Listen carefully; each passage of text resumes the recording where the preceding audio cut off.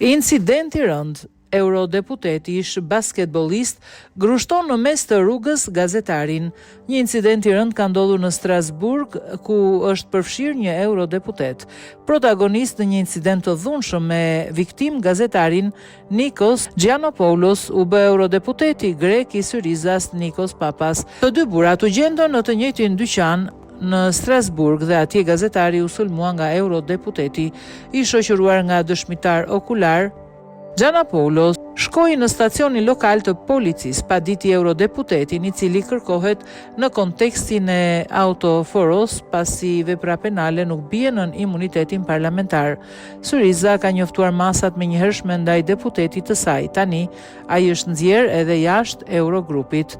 Strasburgu, kryeqyteti krishtlindjeve i Francës, por edhe selia e Parlamentit Evropian mund të jetë dekoruar dhe një nga zonat me kriminalitetin më të ullët në gjashtkëndësh dhe në Europë, por kjo në asnjë mënyrë nuk do të thotë që nuk ndodhin ekstreme, madje as të importuara. Dje një ekip gazetarësh grek që mbulonin seancën plenare u gjendën përballë një situate ekstreme dhune shumë nivelshe, shkruan Prototema. Sipas medias, në fjalë Nikos Papas, një eurodeputet i Syrizas, ndodhej në një restorant bar në pjesën më qendrore të qytetit së bashku me gazetarët grek, por jo në të njëjtën shoqëri. Dy nga anëtarët e grupit vendosën që mbrëmja kishte mbaruar, përshëndetën njëri tjetrin dhe u drejtuan drejt daljes së vendit të ngjarjes. Eurodeputeti u ngrit dhe i kërkoi gazetarit fliste, duke bërtitur se e kishte shkelur dhe nuk kishte kërkuar falje. Gazetari, dukshëm i habitur, i tha eurodeputetit se nuk e kishte prekur kurrë dhe se ishte përpjekur ta rrëzonte për tokë. Papas më pas i ndoqi dy gazetarët drejt daljes. Në korridorin e daljes ai e kapi gazetarin nga qafa nga pas dhe e goditi disa herë me grushta. Gazetari Nikos Giannopoulos, i cili u sulmuara për tokë, i pa aftë reagonte para trupit gati 2 metra të gjatë dhe të ndërtuar të ish basketbollistit.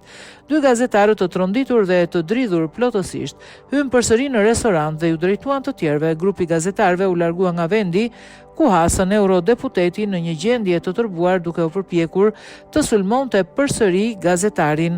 Kërcënimet u shoqëruan nga diçka edhe më ekstreme. Gazetari raporton se një orë më vonë Nikos Papas i dërgoi mesazhe ku kërkonte falje dhe telefonoi në telefon vetëm për të zbuluar se edhe ai ishte penduar pasi fshiu ato disa minuta më vonë. Viktima e sulmit, i cili ishte në shok për orë të tëra, me ato që psoi fizikisht dhe verbalisht, pretendon se ka marrë dhe një mesazh kërcënues nga Papas në të kaluarën, gjatë periudhës kur ky i fundit ishte atlet dhe nuk i përkiste të gjithë përfaqësuesit të zgjedhur të vendit tonë në Europë. Gazetari, shoqëruar nga pjesa tjetër e ekipit gazetaresk në Strasburg, paraqiti një ankesë në selinë e drejtorisë së policisë franceze të qytetit për më shumë se një orë dhe procedura u iniciua pasi sulmi nuk përsëritet në dispozitat e imunitetit për eurodeputetët. Kryetari i Eurogrupit të Syrizas, Kostas Arvanitis, është informuar për incidentin, ndërsa presidenti i Syrizas deklaroi se nuk ishte në dieni të asaj që kishte ndodhur.